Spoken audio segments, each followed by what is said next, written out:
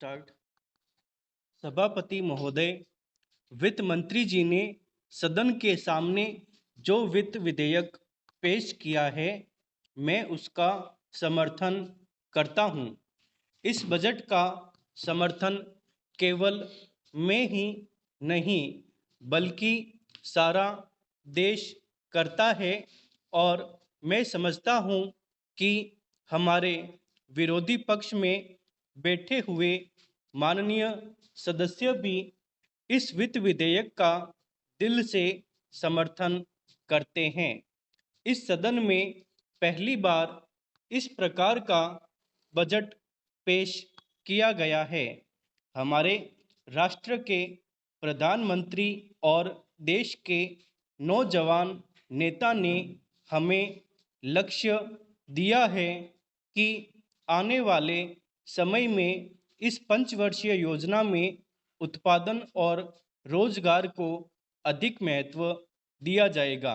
इसी सिद्धांत को लेकर माननीय वित्त मंत्री जी ने उत्पादन बढ़ाने के साथ साथ हमारे देश से बेरोजगारी समाप्त करने के लिए भी कदम उठाए हैं। मैं उनके इन कदमों की प्रशंसा करता हूं। हमारे विपक्ष के बहुत से माननीय सदस्यों ने कहा है कि हमारे दल की सरकार जो केंद्र में है वह समाजवाद के लक्ष्य से पीछे हट रही है। मैं उनको बतलाना चाहता हूं कि यह उनका भ्रम है। इस बजट में जिस प्रकार से विभिन्न क्षेत्रों में प्रावधान किए गए हैं, वे इस बात का संकेत करते हैं कि वे केवल धनी वर्ग के लिए ही नहीं है बल्कि हमारे देश के जनसाधारण लोगों की आवश्यकताओं की भी पूर्ति भी करते हैं। मैं विपक्ष के माननीय सदस्यों को बतलाना चाहता हूं कि पिछले बजट में जो घाटा था और जिन परिस्थितियों में वित्त मंत्री जी ने यह बजट प्रस्तुत किया था, उसको भी समझ लेने की आवश्यकता है।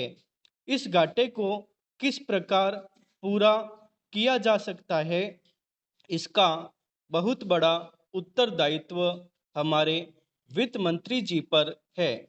इस बजट में जिस प्रकार से वित्त मंत्री जी ने इस घाटे को कम किया है, उसके लिए मैं वित्त मंत्री जी के इस साहसपूर्ण कार्य की प्रशंसा करना चाहता हूं। वित्त मंत्री ने इस बात का ऐलान किया है कि जिस तरह से हमारे देश में उत्पादन के क्षेत्र में प्रगति हो रही है, उससे लगता है कि आने वाले दिनों में हमारे देश को किसी भी विदेशी बैंक से ऋण लेने की आवश्यकता नहीं पड़ेगी।